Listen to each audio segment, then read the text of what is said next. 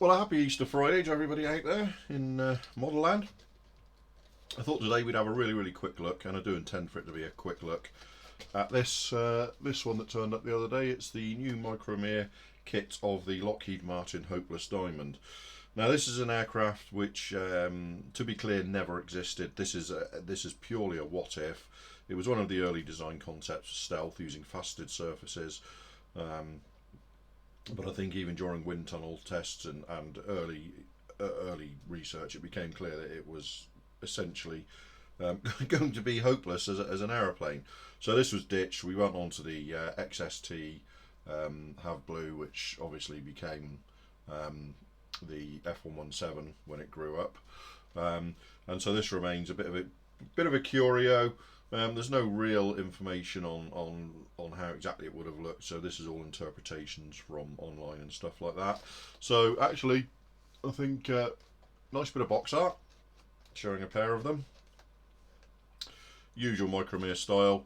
I do like the in the top corner here, produced in free Ukraine during the Russian invasion, just in case you forgot that. So looking inside the box, it's one of those incredibly simple models, as you'd expect. There's a bag, one of these modern style seal up bags, and you can see just how. See, the thing I don't like about these seal up bags is that that little sticky bit can sometimes catch on components. So what we have is we have two sprues like so. One clear sprue, a little bit of flash on that, but it's all straight edges, so cleaning it up should be pretty simple. And then we have just an upper and lower fuselage, which actually appears to fit quite nicely. There's plenty of surface detail on this. The surfaces are quite smooth. They're not massively, they're not super smooth. They could probably stand a little bit of sanding with some 800 grit or something just to smooth them off a little bit. But the detail actually looks pretty nicely rendered. So we've got two fuselage halves, which obviously have been tooled onto a sprue and then split before putting in the box. Overall quality, it's pretty smooth. It could do with a little bit of smoothing and blending, which I suspect you'll be able to do very easily with some with some flat sanding blocks and stuff once it's assembled. There is a little bit of a scar on here where it's been snapped away from the sprue, which is a little bit disappointing, but again, a bit of super glue and some time will cure that. But I have to say, overall, the level of the engraved detail is pretty nice. I like it. There's a little bit of surface imperfection and stuff going on. Some looks like bits trapped in a mold and stuff, but they're very minor and they will clean up. Nearly all of the edges I can see are straight on this, so if you want to deepen the detail, you can. So we've got main and nose wheelbase and undercarriage here, and then an interior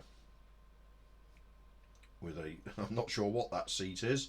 That seat actually looks straight from the 70s. So yeah, some of this is nicely moulded. Some of it's a little bit sort of a little bit hokey, but overall I think it's pretty nice. There's some exhaust bits here which clearly will go under here. So the clear parts are reasonably clear. There's a few moulding marks and stuff in them, but they should be reasonably easy to sand out and make fit. You do get some vinyl masks for them, although I would probably use bare metal foil. That's just the way I prefer to go. Two pieces of etched, which is very appropriate. It's the grills that go over the intake, just pretty much the same as you saw on the F-117 later. So a very useful and appropriate use of etch. Anybody who knows me knows that I don't really like photo etch, and I particularly get annoyed with it when it's used inappropriately. This, entirely appropriate. Tiny little daggle sheet there, bearing in mind the aircraft never existed and never flew, so it's just some little low-vis markings there for whatever scheme you decide to do it in.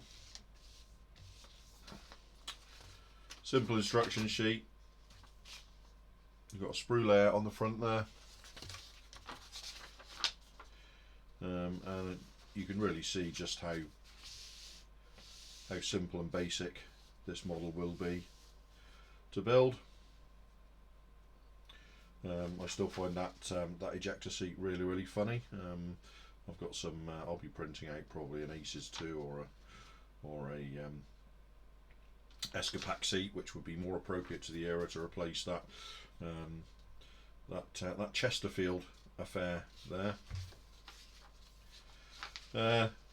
Oh look, they've told you what colour to paint it, which would be black. But as the aircraft never existed, feel free to use whatever colours you like.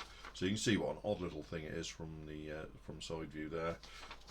I actually quite like the top and bottom views. The plan views are nice. The profile is a real ugly bug. But yeah, that's that's it. That's what your kit contains. So I got this one from Hannon's, and it cost, I think, about £27. So it's pretty expensive compared to what you get in the box. But as always with these things, that's it. That's a personal decision that I leave up to the individual. I'm not going to comment on whether it's value for money or not. I'm happy with what I've got. Others may think differently. But yeah, that's the new Mikro Mir 72nd scale Hopeless Diamond. Quick inbox look there. Hope that's of some help. Makes you decide whether you'd like to buy one or not. I like it, although it's a what if, which I don't generally do. So yeah, there we go. Enjoy, and I will see you all again fairly soon.